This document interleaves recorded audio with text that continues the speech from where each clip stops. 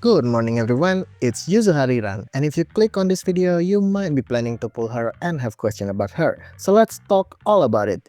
Yuzuha currently and possibly still in the foreseeable future, the best support for anomaly teams in the game. She gives 1200 attack team buffs, 15% damage, up to 20% attribute anomaly, disorders, and anomaly build-up buff, and outside of those buffing capability, Yuzuha also has a rotational modifier in her kit in form of her Aftershock that can help build other teammate attribute anomaly meter, which will really help in achieving some anomaly rotation.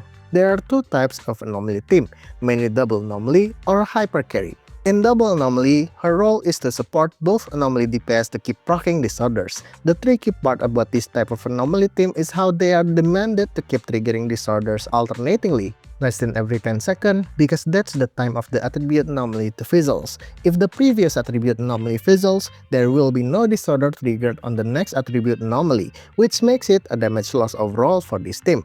And more often than not, this rotation is hard to maintain. One reason may be because of the boss behavior itself. For example, Vesper keeps interrupting the fight with her flying or control skill will probably make you miss your disorder proc a lot outside of stun. Double anomaly team have a better matchup mostly with 1.0 DA bosses that tends to not run away from you. Let's take an example, Miyabi Bernice versus Notorious Butcher. Miyabi having an attribute advantage against Butcher on top of the build-up buff given by Yuzuha should have no problem triggering Frostburn in the rotation. But Bernice on the other hand might face some problem as Bernice's anomaly build-up is heavily resource dependent on her emitter and energy. On neutral weakness, sometimes you may find Bernice run out of resources to proc burn after Miyabi Frostburn, slowing the rotation down. This is where Yuzuha value comes in. By assigning her Aftershock attribute to Bernice Fire, she can help Bernice to proc burn faster, and making the alternating disorder rotation be easier to do. And their placement is not necessarily fixed. As with Pompeii, Miyabi would want Yuzuha help more. This is left to your preferences on the rotation. The team building decision may change based on cases, but generally, the agent on the right would be the one that wants Yuzuha Aftershock the most, as they are more resource dependent on their anomaly buildup. They will be the one riskier to break your rotation, while the one on the left can generally maintain without it because they can reliably build anomaly actively being an on-fielder. Then there's hyper carry anomaly teams. Anomaly agent that can run this team is Miyabi, Yanagi, Grace, Alice, and Arya. This type of anomaly team will have a setup of a double support or a stunner and a support.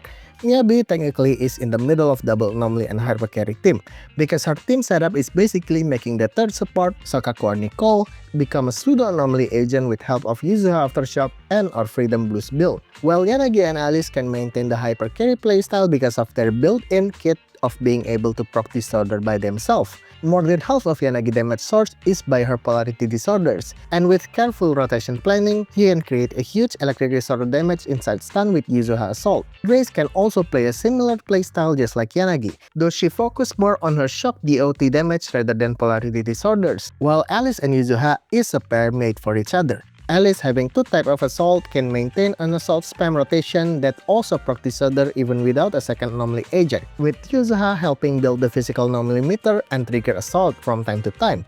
Arya is a whole different conversation altogether as she have a brand new playstyle for an anomaly agent, so that will be another video discussion. Let's cover the basics. Yuzuha basic attack is pretty good. As we see earlier, it can be useful in case of Alice team where Yuzuha can proc assault with her basic attack right before Alice trigger polarized assault with her enhanced basic class hits. Other than that, on M0 Yuzuha, you would want to start the fight with her basic attack full string to generate energy so that she can use her EX specials to turn her buffs on as fast as possible.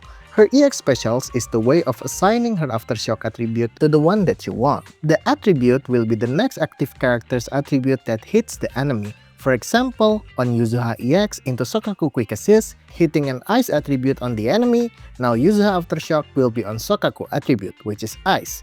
If we use Yuzuha EX and swap cancel it immediately into Vivian EX, Yuzuha Aftershock will be Ether. This attribute assignment has some detail that you might want to keep in mind. If one time you trigger a chain attack on stun with Yuzuha EX specials and you go immediately to Miyabi chain attack, her Aftershock attribute will now change to Miyabi Frost. And if you don't quickly change Yuzuha attribute back to Ice, Sokaku might have a problem proccing the next disorder.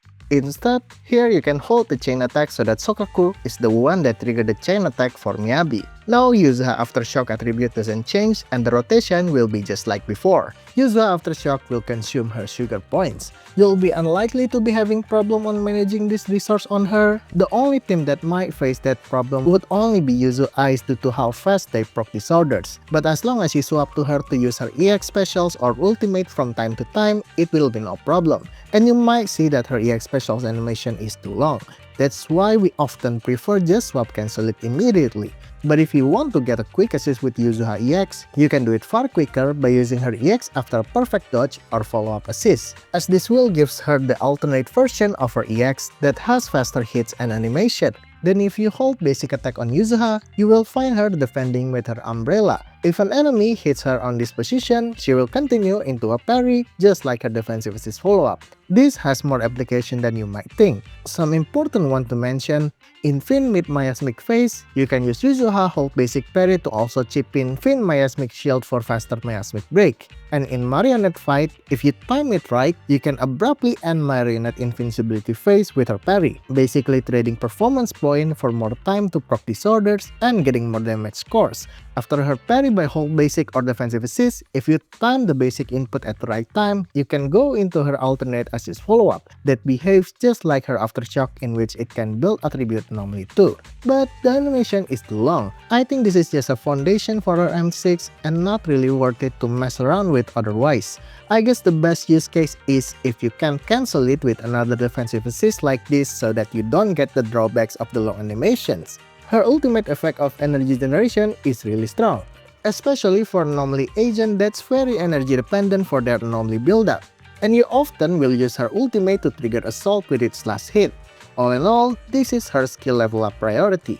You want to level up her basic attacks, EX specials, and ultimate to level 11 or 12, because these are the skill that scales her aftershock buildup, buff duration, and ult energy regen effect respectively.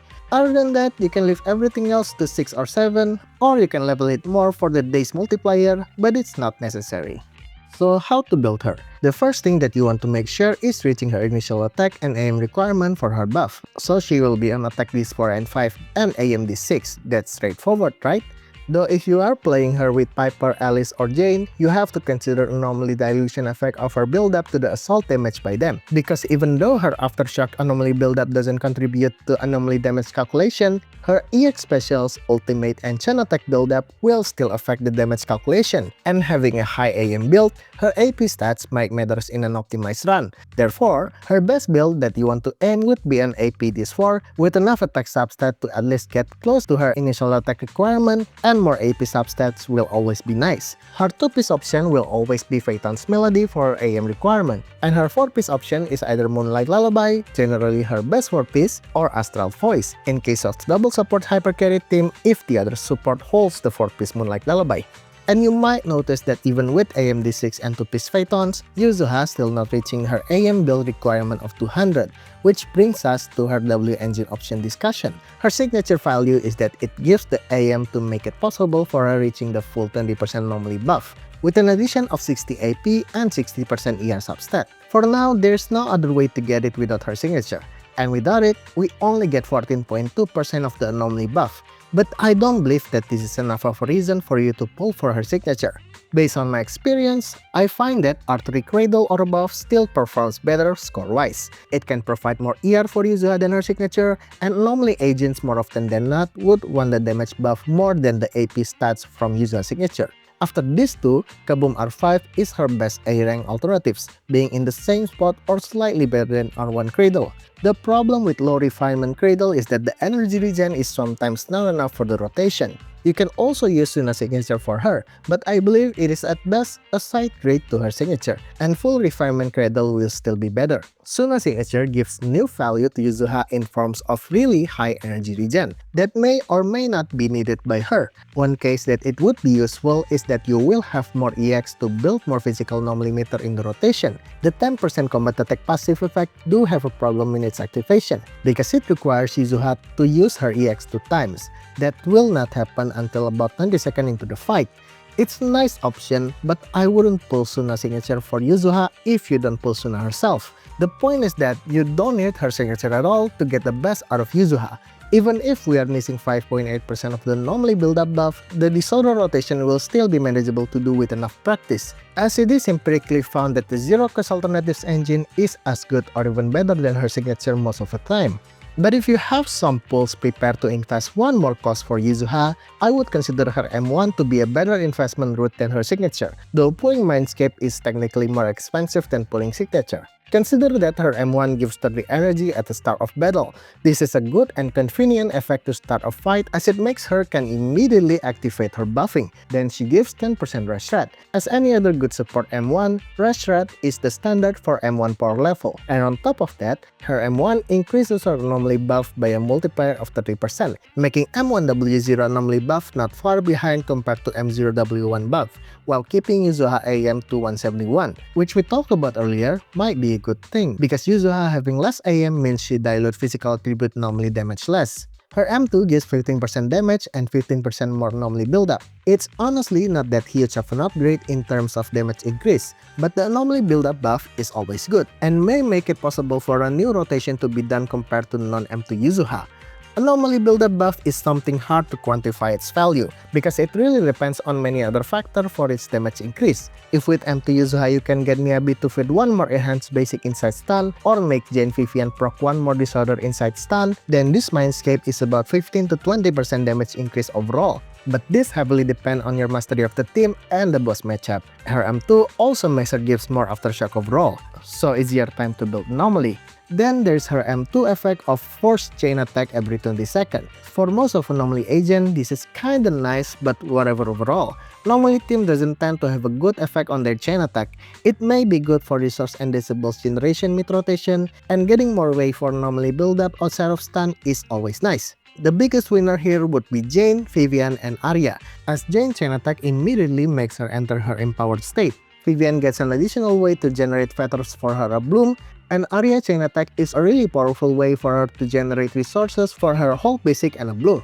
For other teams like Yuzu Ice for example, you're probably just going to use it for Sokaku at the start and then never again. But there's some other cases that the third slot support in an Anomaly hyper carry has a really good chain attack like Nicole for example, in which case you will plan your rotation around it. But I do think that the best value of Yuzuha M2 is for CU defense speedrun, because starting the run with a chain attack can shave a lot of time. But in Deadly Assault, I honestly feel you can do without it just fine.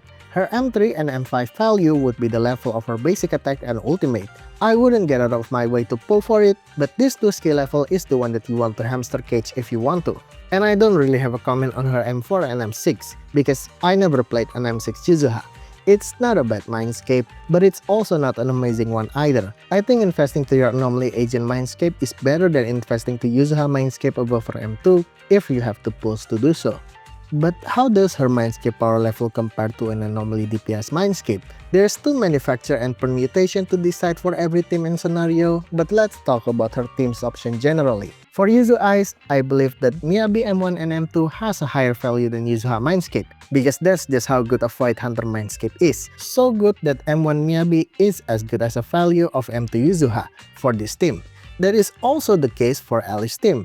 Alice M2 is really strong for her, as it unlocks new stun rotation for assault spam with no disorder break, thanks to the polarized assault by her ultimate. M2 Alice is arguably a better investment priority than Yuzuha Mindscape. Arya and Vivian Mindscape has about the same value as Yuzuha Mindscape. They are strong Mindscape, but in this case I think I would rather pull Yuzuha's Mindscape, because in this case I can use Yuzuha for other Anomaly agent as well. And Yuzuha M2 is something that might be really strong for both Vivian and Arya, though we don't know anything concrete yet because Nanggong Yukit is not final, but Arya basically has 2 teams, double support and stun. In her early state, Yuzuha will be Arya's best third option, but after Nanggong release, I am pretty sure that Nanggong will outperform Yuzuha in every way, as well as increasing the DA standard around Nanggong power level. The factor that might make Yuzuha can compete with Nanggong power level is by Yuzuha M2 force chain attack, that will increase Arya oblum count outside of stun considerably, competing with Nanggong high stun count. I'm saying that M2 Yuzuha might be strong enough that you can replace Suna or Nanggong for Arya team if you are not pulling for other idol except Arya. Other than that, I do think Yuzuha Mindscape is better than the rest of Anomaly agent Mindscapes. Currently, Yuzuha is the only limited support dedicated to Anomaly Agent in the game, but soon that will not be the case anymore.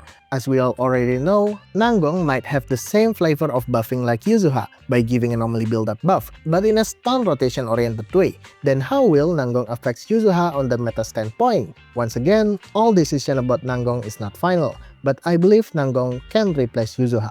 She is best in slot for idle teams, but outside of that, in a double anomaly scheme, Yuzuha will still be favorable for her aftershock helping build anomaly meter. The only case that I think Nanggong can support double anomaly team comp is in a Vivian Piper team, and even then, Yuzuha might still be better. And you may already familiar with how Dailin release creates the Rapture and Attacker wheelchair team that you can basically use for any of those agents. Dailin Lucia is literally the best in slot team for all Rapture agents. Prepare to say hello to the new anomaly wheelchair team comp in form of Nanggong Yuzuha. Theoretically, might become the best anomaly hyper carry team comp that can work for a new anomaly agent. And just like we discussed earlier, we only need M0W0 Yuzuha for this team core, as her signature is not necessary. But we do have to consider that Nanggong banner is placed right after Yuzuha's banner, so your pool might be put in a really tight spot.